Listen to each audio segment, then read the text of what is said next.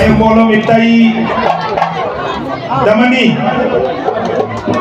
am na ku taxaw barki démb ni moom kuli am na ku taxaw barki démb ni mouvement bi yëgul ni am na ñoo xam ne bala ñuy woo doomu aadama yi buñ jëndewul ay millions teg ay jakarta ak lu ne pour naxe ko doomu aadama yi duñ am fukki nit ñun nag yàlla dogal na joxuñu kenn gërëm génnewul ay millions waaye yàlla dogal na Ramone mii ma àndal moom rek bu woote woon mu feesal stade Tivaouane ndax ku ne xam na Ramone taxawaayam ci Tivaouane ndax Ramone moo ko waa Tivaouane ci tabaski yi Ramone moo ko waa Tivaouane ci korite yi Ramone moo ko waa Tivaouane tamxarit Ramone moo ko waa Tivaouane 31 décembre Ramone moo ko waa mouvement associatif 100% yi les jeunes de Tivaouane final bu ñu organisé ren Ramone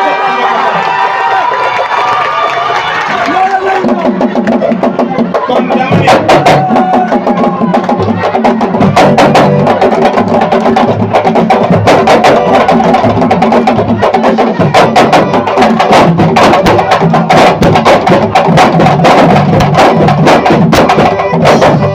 waaw kon xam nga njugub buy saw dafa defe ni day saw nit ñi alors que njugub boppam lay saw ñun nag yàlla boole na nag doomu aadama yi ñu séq ak ñoom ngor séq ak ñoom teranga séq ak ñoom fulla séq ak ñoom fayda séq ak ñoom jom séq ak ñoom fit séq ak ñoom seeni askan seeni soxla ak seeni bëgg-bëgg ñu ciy taxaw tous les jours te wanewuñ ko télé wanewuñ ko rajo ndamawuñ ko defuñu ko ngistal parce que loolu dañ koy def ngir yàlla te yàlla ku ko lebal ker mu fay la guddi ñuy sant yàlla bu baax di gërëm ñi fi ñëw ñëpp sunu papa yi fi toog commencé ko ci sunu papa Sidi Kassé gis nañ ko gis nañ sunu papa Pape Faye Diack mu sañse bu rafet yàlla na ko yàlla fay gis nañ sunu papa Doudou Taw gis nañ sunu papa Kader Fall waaye gis nañu sunu mag sunu nijaay sunu lépp Papa Gueye Faye li ci sañse bu rafet sunu xarit sunu doomu ndey Abdou Aziz Fall via bi sekk bi nga xam ni barki démb bi ñu demee bitiw moo nu dalal bokkunoog bitiw gépp El Hadj Baba Koumba Faye jaaja Ablaye Seck sama nabiyen bi Basiru Mbay sama xarit Pape Sey Sofia bu Kër Maas Abdou Aziz Thiam nga xam ne ñoo ànd formé lii moo Doudou Diop dama bëgg ngeen tàccil ma Doudou Diop ñu koy wax Doudou Ngale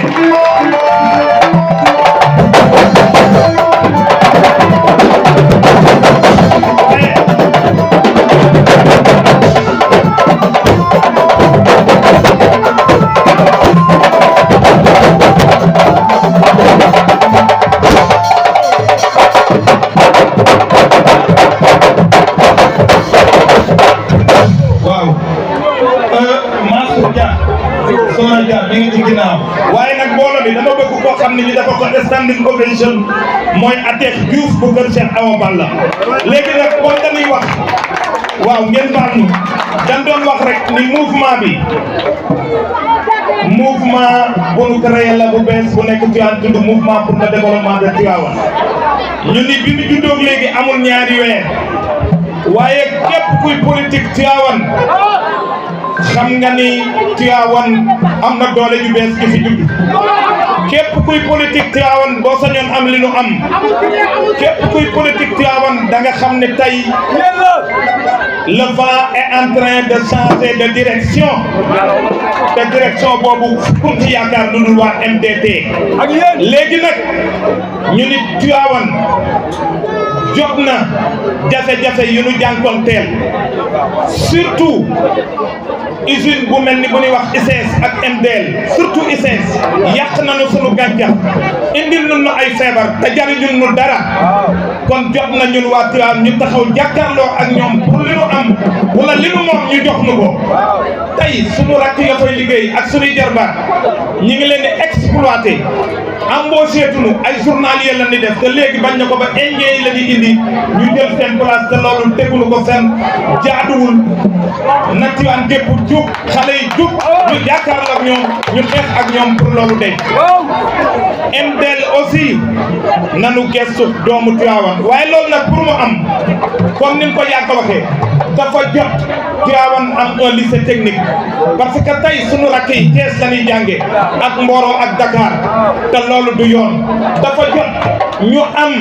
un centre de formation boo xam ni la ñuy liggéey ICS ak la ñuy liggéey MDL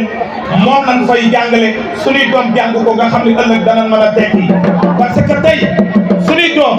dawal Jakarta donte bonul waaye c'est pas valorisant man dana am lu ko gën kon dañuy ñaan ñu ko gën lu ko gën assainissement Tivaouane inondation c'est vrai maire bi mi ngi ci def ay effort waaye jot na état taxaw pour tata yi am Tivaouane mu bañ fee amati jot na tey jigéen ñi ñu jàppale leen taxawu leen former leen financer leen jox leen pour ñu mën a demal seen bopp waaye sunu mbokk Tivaouane tey ku ne xam na ni lycée Ababacar Sy bomb la parce que dëkk bu mel ni Tivaouane doo ko am na nouveau lycée mais il y a des classes de 80 à 90 élèves mani au moment où nous parlons fi jamono tollu tey fii mondialisation tali ak globalisation nga xam ne nous sommes dans un monde de compétition où ce sont les meilleurs qui émergent et qui gagnent. Il n'est pas normal qu'on veuille nous vraiment entretenir dans une situation boo xam ne de précarité wala soo xam ni nous serons toujours appelés à jouer les seconds rôles.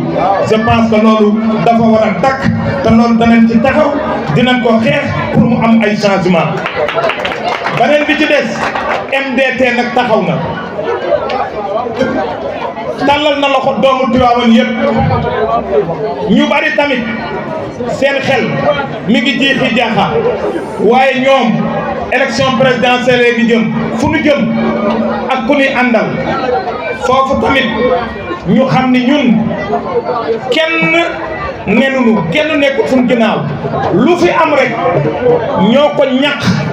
ñoo ko def ñoo ko taxawal kon ñun nous sommes des esprits libres ñun amul kenn ku nu mën a jaarale fu ñu neexul ñun nag képp ku nu soxla dinañ la recevoir dinañ la déglu nga tegal nu sa programme am na benn concept bu ñuy wax penc mi bu nu créé danañ ko teg ku ñëw ñu déglu la suñu paree ñu sommes des démocrates am na loo xam ni duñu ko def imposé wuñ kenn dara suñu paree nag ñu tànn te bis bu ñu tànnee nii ñu wootee fit lañ ciy àndal ak fulla ak fayda génn ni diw la ñu tànn pour ànd ak moom la ñuy jàppale ci élection présidentielle loolu moom dinañ ko wax donte yeggaguñ ci kon nag lii la ñu woote woon tey waaye ce que je viens de dire waaw je viens de dire tout de suite en wolof que le mouvement pour le développement de Tivaouane vient d'être né et qu'actuellement beaucoup se posent des questions relativement à l'élection présidentielle et sur le candidat éventuel que nous soutiendrons. Nous voudrions dire à tout le monde, à toutes et à tous, que nous sommes un mouvement libre, que tout ce que vous voyez comme investissement, c'est nous qui l'avons fait. Nous sommes des esprits libres et au moment venu, tout candidat qui veut nous rencontrer, nous allons lui donner l'occasion lors de forats qui seront appelés Pentimi. On va les recevoir, on va discuter avec eux et au finish, le mouvement va se retirer de manière démocratique et on choisira le candidat avec lequel nous allons cheminer pour les élections présidentielles. Loolu leen bëgg a wax, la délocalisation, on l'a dit, d'une faculté de l'université de Thiès de Tivaouane ak léegi nag waaw ñi ngi ñaan aussi ci wolof wax nañ ko te loolu lu nu farataal la Cheikh Anta jërëjëf que ni dañoo bëgg université bi nekk Thiès ñu jël fa ay faculté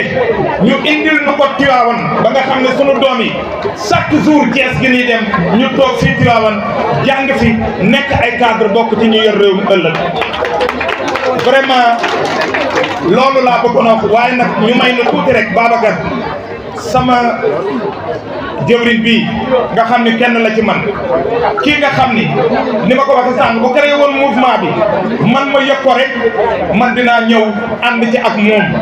parce que moom dinañu ko moom dina ko koñ bi dina ko Tivaouane dina ko Sénégal les femmes qui sont dans le présidium Oumou Khayri Mboub madame Tendeng Sène ñu ngi koy gërëm Lalla Ndour Awa Ndiaye sama yaay yi fi nekk Kumba Cun Kend ak Ñaaña Seck ñëw nañu ak koñ bi yëpp bu mu limee rek dañuy juum ñi ngi gërëm la presse ci cette forte mobilisation parce que mënoon nga di c'est un petit mouvement mais tey li nu am yaakaar naa lii mësuñu ko am kon la presse yàlla leen yàlla taxaw yàlla leen yàlla jàppale. La création de cette structure politique s'explique par plusieurs raisons. D'abord, en tant que fils de Tivaouane, nous avons le droit d'avoir une ambition. Ensuite, le socle de notre association s'articule sur les piliers fondamentaux du développement, à savoir les secteurs primaires et secondaires. Enfin, la promotion du social et des activités culturelles dans notre chère commune. Tivaouanoises, Tivaouanois, notre commune Tivaouane souffre d'un déficit infrastructurel tant sur les plans industriels qu'éducatifs. En effet, même si le constat est vrai, il n'en demeure pas moins que le département de Tivaouane est le premier dans l'exploitation des mines dans notre Sénégal. L'implantation des usines comme MDL et les ICS en est la parfaite illustration. Chaque jour, nous sommes pollués par ces produits toxiques qui ont fini de détruire notre nappe phréatique. Ce qui fait que certaines variétés de plantes et de fruits commencent à disparaître. Même dans le recrutement, des Indiens sont privilégiés au détriment de nos valeureux et dignes concitoyens. Donc c'est le lieu pour nous de lancer un appel aux jeunes pour faire face à cette injustice et à cette oppression qui ne dit pas son nom. Aujourd'hui, Tivaouane doit avoir un quota dans le recrutement au niveau de ces industries extractives. Sur le plan éducatif, Tivaouane réclame un lycée technique,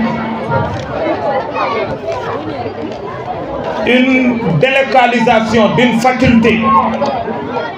de l'université de Thiès à Tivaouane et l'érection d'un centre de formation dans les métiers des mines. Il est inadmissible qu'à une pareille époque, les jeunes de Tivaouane sont obligés de se déplacer à l'intérieur du pays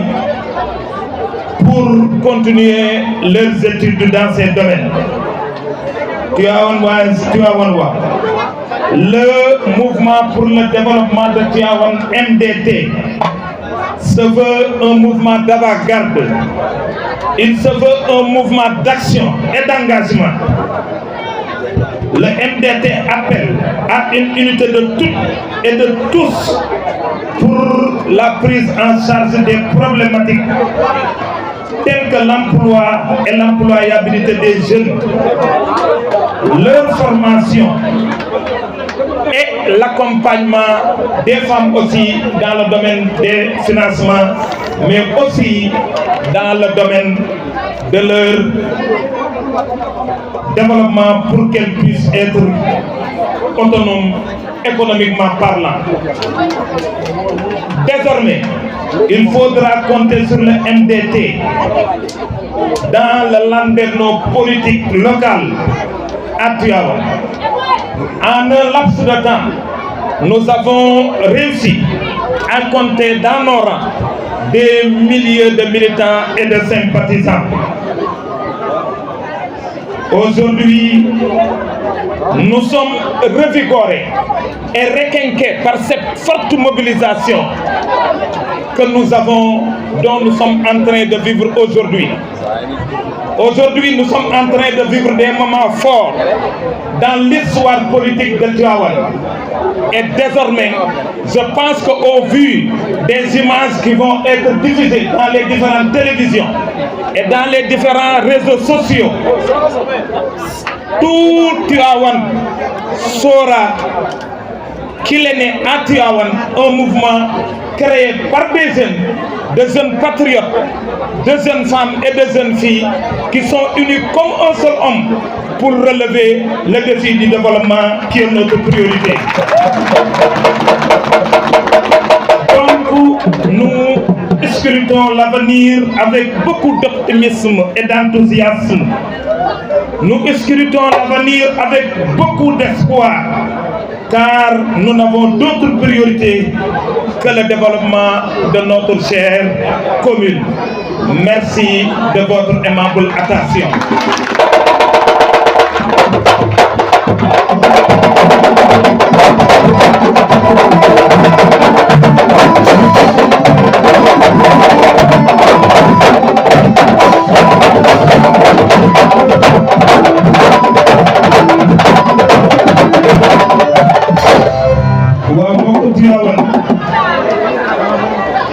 tey am na lu mbégte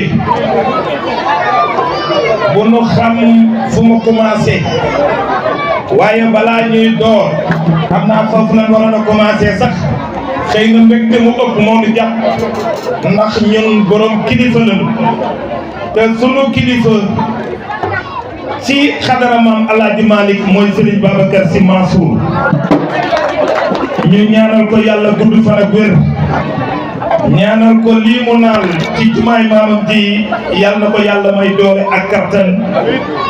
ba nu ubbi ko mu julli ci jàmm ak ñun ñëpp